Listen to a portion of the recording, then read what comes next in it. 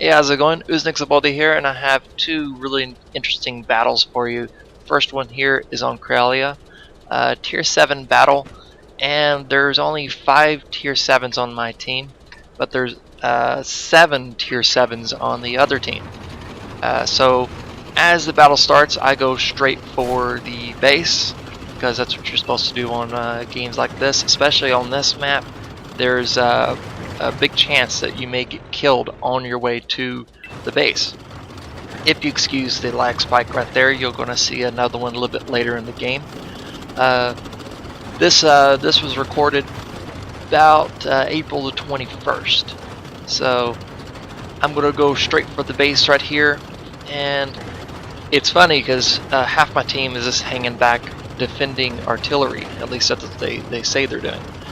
So right about here, I find it interesting that I'm not spotted yet. I was like, okay, this is interesting.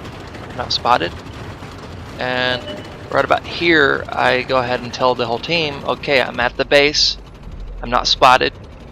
So I'm going to start cat. And so I get up into the base in a defensive position.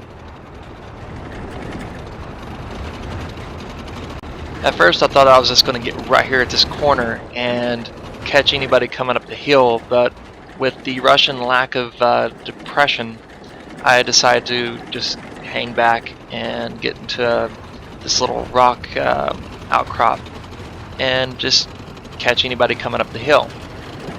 There is an Su-100 coming up with me. He's going to be pretty instrumental in the defense here. The T-35-2 is coming up the hill, and he's going to proxy spot the Su-100, and he's going to take some fire, and artillery is going to shoot and actually miss him. Right here's the shot, and the artillery is coming. Now right here I move forward to try to intercept the T-25/2, and he actually spots me. I think if I would have just sat right there, I would have not been able to be spotted there. And I move a little bit as I go off radar just to throw off the artillery. And right here is another lag spike. Now artillery hits, and I'm kind of frozen in time. And right here's the explosion. Right when it gets back up, there it goes. Anyways, if you look on the map, the team hasn't really branched out too much. There's like 3 tanks over in the northern field. The rest is pretty much just hanging around this mountainside. There's possibly about 4 or 5 enemy tanks hanging back at their spawn. Now, this is a really crazy way to really play this map, and I see it countless times on all these encounter modes. Everybody goes for kills when they should be going after the base. At least that's what the game type is made for. Not just to hang back and just fight it out like standard. I mean, if that was going to be the case, there would be no encounter battle. So we win that one. We only lose 1 tank, so that's pretty good.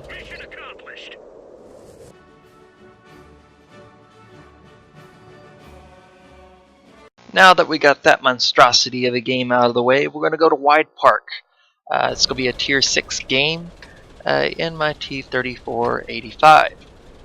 Now, this right here is a pretty much a wide open map. They made some changes onto this map, so buildings towards the middle of the map are pretty much taken out. So there's a bit more strategy when peeking this hill.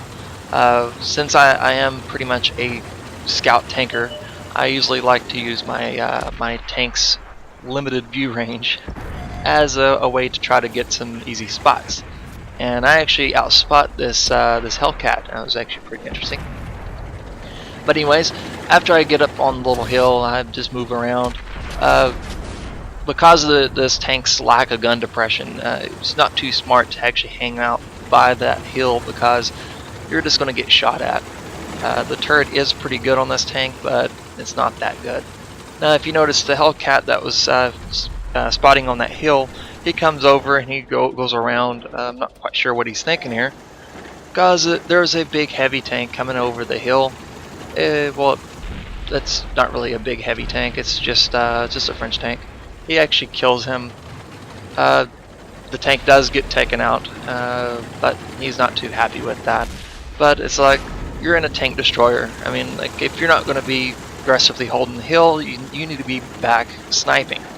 The best places for the tank destroyers on this map is in the northern half of the map, or just hanging back. But you want to advance with your team. You don't want to leave your team hanging. But anyways, I'm just going back and forth on this hill, just calculating what I'm going to be doing. I noticed there's a lot of enemy tanks that's getting spotted in the southeast, and I'm like, yeah, there's going to be a lot of tanks over there. So I'm going back and forth to see if I can get some shots in on these tanks. With this big train covering up most of my flank, I'm able to go just right up and down, just spotting out some people just whenever I can. See a Matilda, I hang back, try to get my gun onto target. It doesn't really work out because they just back off. So when you're using the Russian tanks, you really have to use your terrain to your advantage to be sure that you're able to get your gun on target. Right here, I'm telling the team that if you're over in the west, you should go ahead and push on through, because there's not too many tanks over there. There's possibly only going to be like 4 tanks. But people, random battles, they don't really want to try anything, so they just hang back. And right about here, I'm like, okay, if you're not going to push over, I'm going to come over and help you. So I head on over to the west, and we actually got another kill over there, so that's one less tank over there.